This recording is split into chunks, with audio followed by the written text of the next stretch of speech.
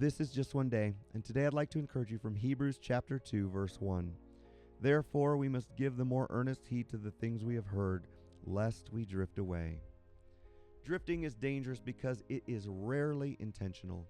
No one wakes up one day and decides to abandon their faith. Instead, it happens gradually, through neglect, distraction, and small compromises that slowly move us away from God. That is why the writer of Hebrews says we must pay closer attention to what we have heard, lest we drift away from it. The solution to drifting is not trying harder, it is paying closer attention to God's truth. D.A. Carson writes, "We drift towards compromise and call it tolerance. We drift towards disobedience and call it freedom. We drift towards superstition and call it faith. We cherish the indiscipline of lost self-control and call it relaxation.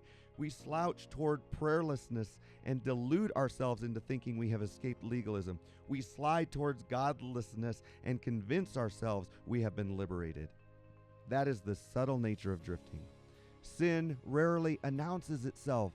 It disguises itself with attractive names and reasonable excuses. What begins as a small departure can eventually lead far from where we intended to go.